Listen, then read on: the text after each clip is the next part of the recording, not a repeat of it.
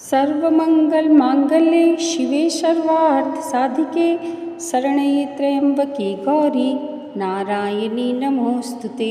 जय माता दी दोस्तों आज की इस वीडियो में हम श्री दुर्गा सप्तशती के 9वें और 10वें अध्याय का श्रवण करेंगे।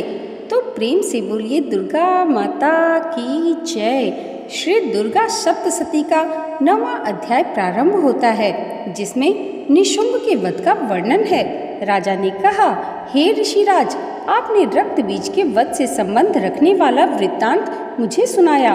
अब मैं रक्त बीज के मरने के पश्चात क्रोध में भरे हुए शुंभ व निशुंभ ने जो कर्म किया वह सुनना चाहता हूँ।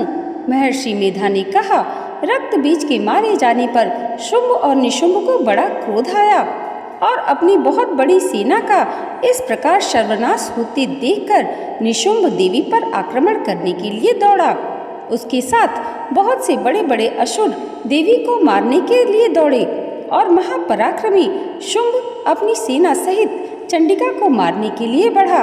फिर शुंभ और निशुंभ का देवी से घोर युद्ध होने लगा और वह दोनों असुर इस प्रकार देवी पर बाण फेंकने लगे जैसे मेघों से वर्षा हो रही हो। उन दोनों के चलाए हुए बाणों को देवी ने अपने बाणों से काट डाला और अपने शस्त्रों की वर्षा से उन दोनों दैत्यों को चोट पहुंचाई। निशुंभ ने तीक्ष्ण तलवार और चमकती हुई ढाल लेकर देवी के सिंह पर आक्रमण किया। अपने वाहन को चोट पहुंची देखकर देवी ने अपने क्षुरप्र नामक बाण से निशुंभ की तलवार व ढाल दोनों को ही काट डाला। तलवार और ढाल कट जाने पर निशुंभ ने देवी पर शक्ति से प्रहार किया। देवी ने अपने चक्र से उसके 2 टुकड़े कर दिए। फिर क्या था, दैत्य मारे क्रोध की जल भुन गया और उसने देवी को मारने के लिए उसकी ओर शूल फेंका, किंतु देवी ने अपने मुक्कों से उसको चूर चूर कर डाला। फिर उसने देवी पर गदा से प्रहार किया। देवी ने त्रिशूल से गदा को भस्म कर डाला। इसके पश्चात वह फरसा हाथ में लेकर देवी की ओर लपका। देवी ने अपने तीखे बाणों से उसे धरती पर सुला दिया।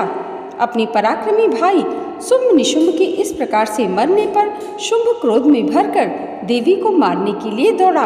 वह रथ में बैठा हुआ उत्तम आयुधों से सुशोभित अपनी 8 बड़ी बड़ी भुजाओं से सारे आकाश को ढके हुए था। शुंभ को आते देखकर देवी ने अपना शंख बजाया और धनुष की टंकोर का भी अत्यंत दुस्सह शब्द किया। साथ ही अपने घंटे के शब्द से जो संपूर्ण दैत्य सेना के तेज को नष्ट करने वाला था, संपूर्ण दिशाओं में व्याप्त कर दिया।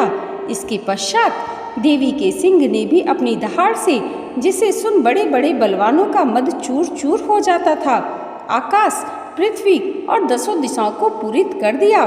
फिर आकाश में उछलकर काली ने अपने दांतों तथा हाथों को पृथ्वी पर पटका। उसके ऐसा करने से ऐसा शब्द हुआ जिससे कि उससे पहले के सारे शब्द शांत हो गए। इसके पश्चात शिवदूती ने असुरों के लिए भय उत्पन्न करने वाला अट्टहास किया, जिसे सुनकर दैत्य थर्रा उठे और शुंभ को बड़ा क्रोध हुआ। फिर अंबिका ने उसे, अरे दुष्ट, खड़ा रह कहा तो आकाशीय सभी देवता जय हो बोल उठे। शुंभ ने वहां आकर ज्वालाओं से युक्त एक अत्यंत भयंकर शक्ति छोड़ी, जिसे आते देखकर देवी ने अपनी महोल्का नामक शक्ति से काट डाला। हे राजन, फिर शुंभ के सिंहनाद से तीनों लोक व्याप्त हो गए और उसकी प्रतिध्वनि से ऐसा घोर शब्द हुआ जिसने इससे पहले के सब शब्दों को जीत लिया। शुंभ के छोड़े हुए बाणों को देवी ने और देवी के छोड़े बाणों को शुंभ ने अपने बाणों से काट सैकड़ों और हजारों टुकड़ों में परिवर्तित कर दिया। इसके पश्चात जब चंडिका ने क्रोध में भर शुंभ को त्रिशूल से मारा तो वह मूर्छित होकर पृथ्वी पर जा गिरा। जब उसकी मूर्छा दूर हुई तो वह धनुष लेकर आया और अपने बाणों से उसने देवी काली तथा सिंह को घायल कर दिया। फिर उस राक्षस ने 10,000 भुजाएं धारण करके चक्र आदि आयुधों से देवी को आच्छादित कर दिया। तब भगवती दुर्गा ने कुपित होकर अपने प्राणों से उन चक्रों तथा बाणों को काट डाला। यह देखकर निशुंभ हाथ में गदा लेकर चंडिका को मारने के लिए दौड़ा। उसके आते ही देवी ने तीक्ष्ण धार वाले खड्ग से उसकी गदा को काट डाला उसने फिर त्रिशूल हाथ में ले लिया।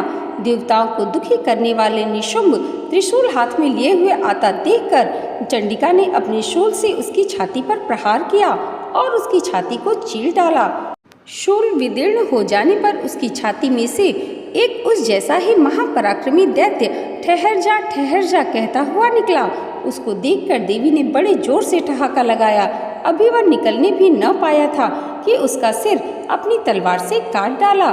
सिर के कटने के साथ ही वह पृथ्वी पर गिर पड़ा। तदंतर सिंह दहाड़ कर असुरों का भक्षण करने लगा और काली शिवदूती भी राक्षसों का रक्त पीने लगी। कौमारी की शक्ति से कितने ही महादैत्य नष्ट हो गए। ब्रह्मा जी के कमंडल के जल से कितने ही असुर समाप्त हो गए। कई दैत्य माहेश्वरी के त्रिशूल से विदीर्ण होकर पृथ्वी पर गिर पड़े और वाराही के प्रहारों से छिन्न भिन्न होकर धराशायी हो गए। वैष्णवी ने भी अपने चक्र से बड़े बड़े महापराक्रमियों का कचूमर निकालकर उन्हें यमलोक भेज दिया और इंद्री से कितने ही महाबली राक्षस टुकड़े टुकड़े हो गए। कई दैत्य मारे गए, कई भाग गए। कितने ही काली शिवदूती और सिंह ने भक्षण कर लिए। यहाँ पर श्री दुर्गा सप्तशती का 9वां अध्याय समाप्त हुआ। प्रेम से बोलिए दुर्गा माता की जय। श्री दुर्गा सप्तशती का 10वां अध्याय प्रारंभ होता है, जिसमें शुंभ के वध का वर्णन है।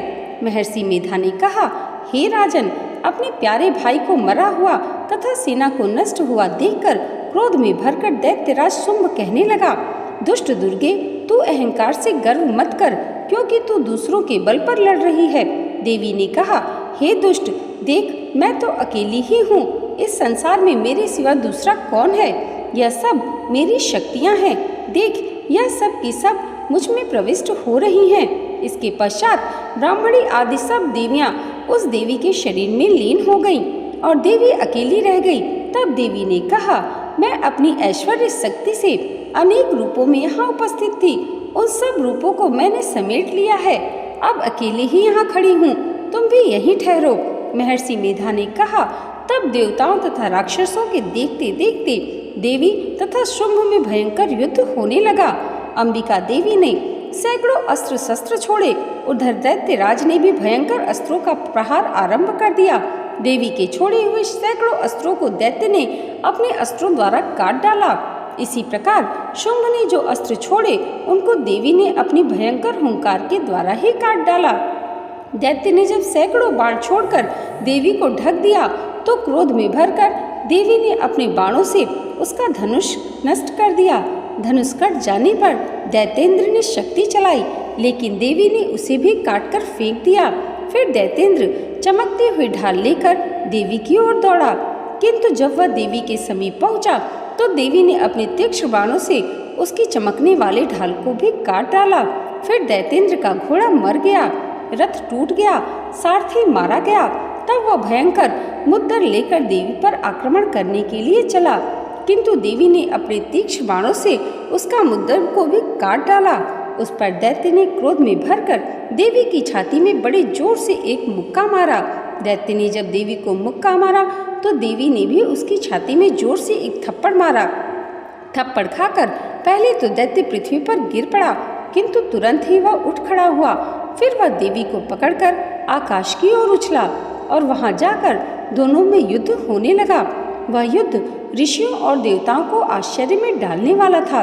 देवी आकाश में दैत्य के साथ बहुत देर तक युद्ध करती रही। फिर देवी ने उसे आकाश में घुमाकर पृथ्वी पर गिरा दिया। दुष्टात्मा दैत्य पुनः उठकर देवी को मारने के लिए दौड़ा। तब उसको अपनी ओर आता हुआ देखकर देवी ने उसकी छाती विदीर्ण करके उसको पृथ्वी पर पटक दिया। देवी के त्रिशूल से घायल होने पर उस दैत्य के प्राण पखेरु उड़ गए और उसके मरने पर समुद्र, द्वीप, पर्वत और पृथ्वी सब कांपने लग गए। तदंतर उस दुष्टात्मा के मरने से संपूर्ण जगत प्रसन्न व स्वस्थ हो गया तथा आकाश निर्मल हो गया। पहले तो उत्पात सूचक मेघ और उल्कापात होते थे, वह सब शांत हो गए। उसके मारे जाने पर नदियां अपने ठीक मार्ग से बहने लगीं।